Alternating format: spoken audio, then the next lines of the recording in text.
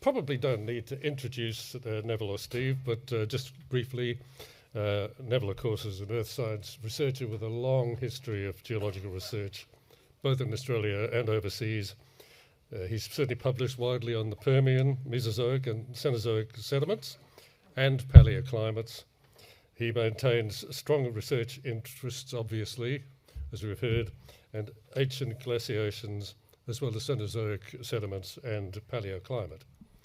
He got the 2004 Virco Medal for his contribution to earth sciences, the Public Service Medal in 2005 for outstanding contribution to geology and the minerals industry in Australia. Neville has served in senior positions in government, and I've been in government with him, and on the boards of mineral exploration and petroleum companies, and I also was involved there. So we have a long history.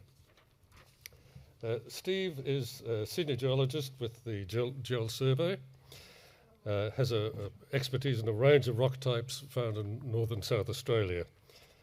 He's very comfortable approaching research challenges, and it takes him to some of the remotest places in outback Australia, where you probably see he gets bogged now and then. Primarily, he's worked on furthering the geological understanding of the Arkaroola region and beyond. Steve shares this knowledge with many of the local and international researchers, but also mineral exploration company geologists, as we've heard from Anthony, educational groups and individuals who visit the region. And of course, you've seen the Painted Hills booklet. The groundbreaking research that Steve has been involved with really is, as Anthony has said, opened up uranium exploration in the area. So I think now we'll open up the question and answers. This research and writing must have taken a long time. Can you give us some idea about that? Yeah, it's been a long time. Oh gosh, where do I start? I've been involved a little bit and looking at these rocks fringing the Flinders Ranges, and it's evolved over time. It was starting off looking at rocks. When I first started in the Arkaroola area, Ruth and I went up and I started looking at the rocks and then having thoughts, and they weren't going very well. And then bumped into Steve Hill, and he tried to show me that softer rocks were better than harder rocks, and I sort of evolved that way. And then we got to the stage we were sitting talking about this blue book. But that's been a journey. It's been an evolution journey. It's been an evolution for me in regards to my geological knowledge and also the way that I approach things. It's been really fascinating, but I think I'd really just like to pass over to Neville, because with him and Larry in the initial stages of this project, I think Neville can expand on a little bit further. Thanks, Steve. I've just got my old original notebook here, and my first observation was, and this I was working with Paul Rogers up in the Arromangan Basin. We were mapping a map sheet that extended from somewhere over near William Creek over to Maori and included most of the Lake Eyre area. And this observation that started everything for me was on the 11th of July 1983. So that means I was working on this a long time before some of you were born, actually. But you see, you never do continue working on the project you started out on, because you've got so many other commitments that divert you in all other directions. And as I'm sure that Jane can well attest to that, especially when you get into senior positions and you're responsible for staff and responsible to politicians. So my original work was mainly to do with mapping programs. And I was more interested in dating the rocks than taking too much notice about the rocks themselves, although I was pretty interested in what they were trying to tell us. The laboratory analyses were very slow, and it just took so many years to actually do all the analysis that you need to do, and then to try and put them in some kind of comprehensive order. The Bulletin itself probably started writing that, actually before I got into being director of the Mineral Resources Division in the department. I had written a number of documents, and one of them was actually the beginning of this bulletin. That would have been in 1996 or something of that order. But when I came back and retired from management, and I thought I'd start writing a bit more sensible stuff like real geology, I tried to come back and redo this document, which I'll come back to later on. But it was a big job of additional research and a lot more analytical work. But the bulletin, we really started working on in earnest 5 years ago.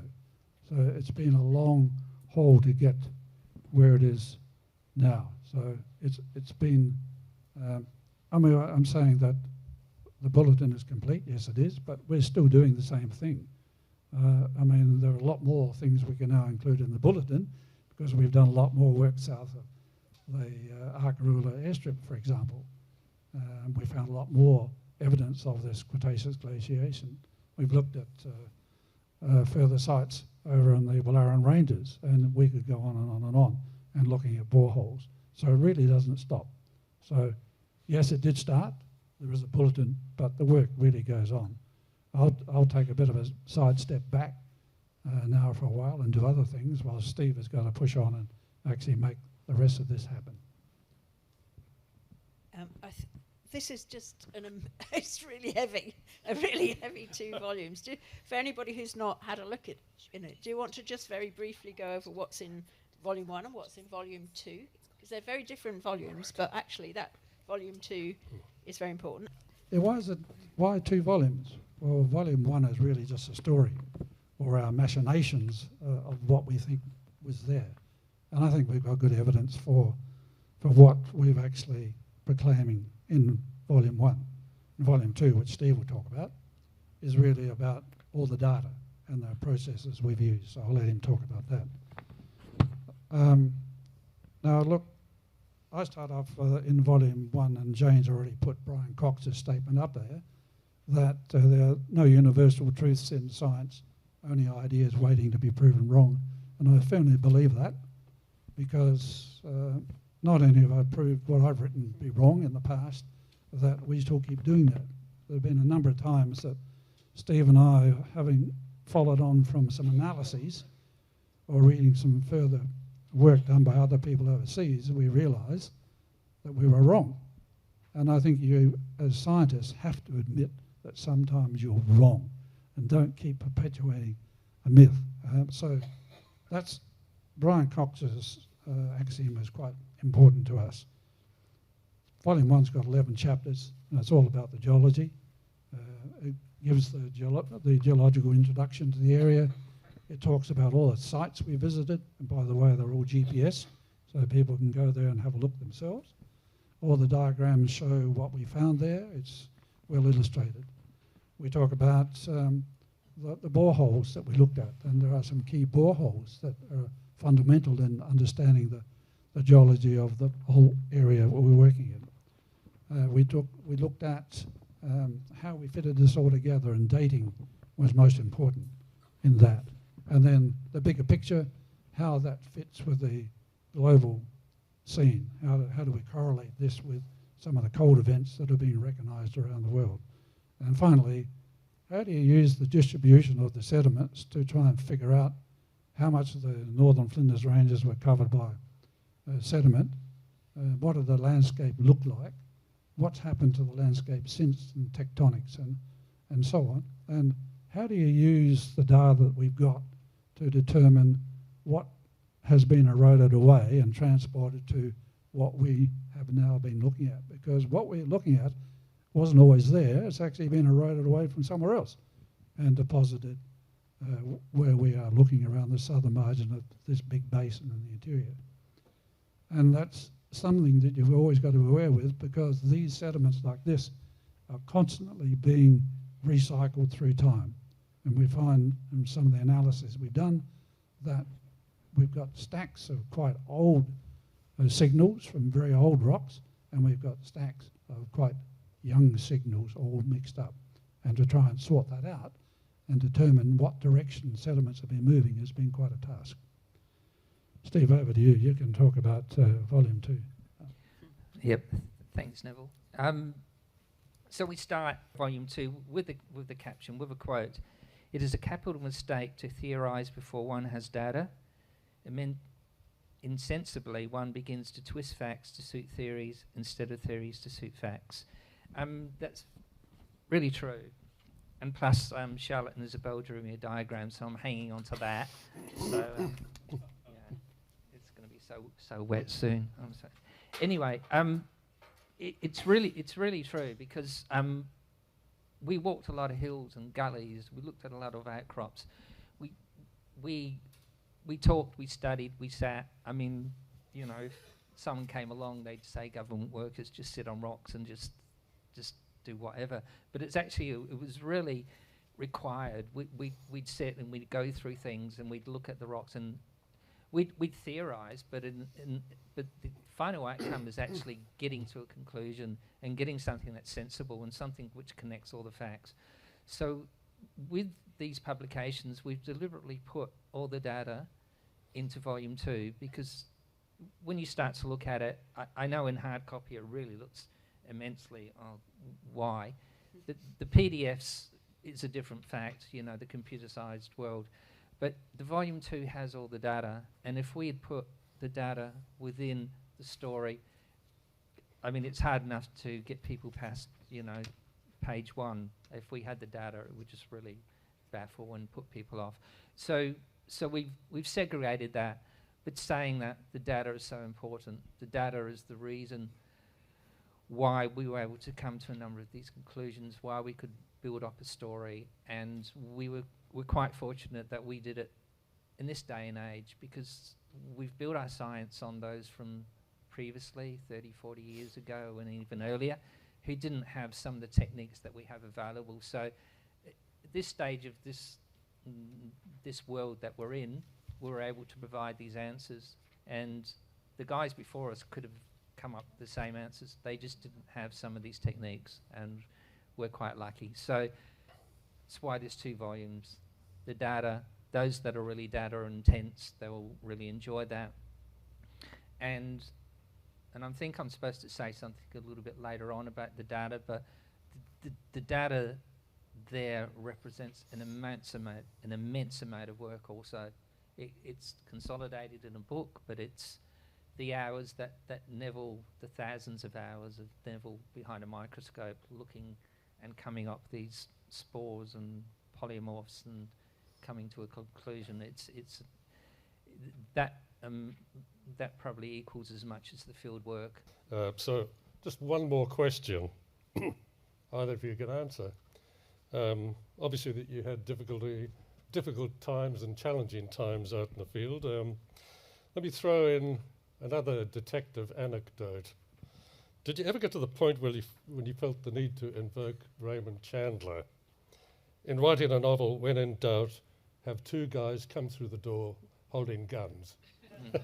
Let's hear about some of those challenging times. A particular challenging time involves this lady here sitting on my right too. We, along with another lady called Lynn Broadbridge, were out on the edge of Lake Ayers South looking at some plant fossils, which were quite important on how to interpret the climate of the Cenozoic, which is a younger time than these Cretaceous glaciers. As you can see, I'm interested in younger stuff as well as older stuff. We'd been out there and we dug a hell of a big hole, but we were a bit later in the day and we looked out to the west, because we had to get across sand dunes to get to this place. There were no tracks or anything like that. And we could see this awful cloud hanging out on the western horizon. So we thought, oh, we'd better get the hell out of here. So back across the sand dunes, and I think we were thinking about camping in the dunes, and we got a flat tire and we had to fix that, and then with that assured that we'll camp here, but we'll pack everything up so that we can do a quick leave in the morning if we have to. So, yep, so it was as hot as hell too, I've got to say. It was a most unpleasant night camping in the dunes there. Before the sun came up, all hell let loose. There was thunder and lightning, and it rained like I have never ever encountered in all my life. And there's a process you read about in geology that's called sheet flow, and that means a sheet of water running across the landscape. And I never believed that. Well, I sure as hell did this time. The water just poured off the landscape. But more disturbingly, that we're on Bulldog Shale, and there are these big swallow holes in the Bulldog Shale, and all this water was disappearing down these swallow holes, and I can imagine that we're going to disappear down there's one of these bloody great big swallow holes. You know, we were going along the dog fence over towards the main track to Malurina, and I remember Lynn Broadbridge, who was with us, saying, I couldn't see the road because there was so much water, and I was driving this Toyota in third gear, low range, and absolutely screaming the engine, because you couldn't see the ground where you were driving at all, other than you could see the fence. And Lynn was saying, Nev, have you ever driven anything like this before? Oh, yeah, of course, Jane. Of course I have, yeah. No, I have not at all. But anyhow, we got to the main gate on the Malurina track, and somebody had to get out and open the gate, and I can't remember who did that. But then the rain really started. It was horrendous. And all the creeks that crossed the road, you didn't know whether they were 10 feet deep, 3 feet deep or not. I just put it in this high screaming range, and we hammered down that road, and I think sometimes we cleaved water that must have been 1.5 meters deep. It was just, and these guys alongside me were saying, oh no, you're not going to go through that, are you? Well, I didn't want to be stuck out there for 3 or 4 days waiting for the landscape to dry out. So eventually we did make it to Murray, and the vehicle was covered in mud and slush, and people were looking at us, and the sun was shining. Looked to the north, and you could just see these few wispy clouds up there, and we looked at each other and said, did that really happen? That's quite challenging. This is being recorded, and it's just been on us. I just wonder, for those that are not camera shy, if you're willing to line up along here, and then we've got a record of a few people that came, and we can all say thank you.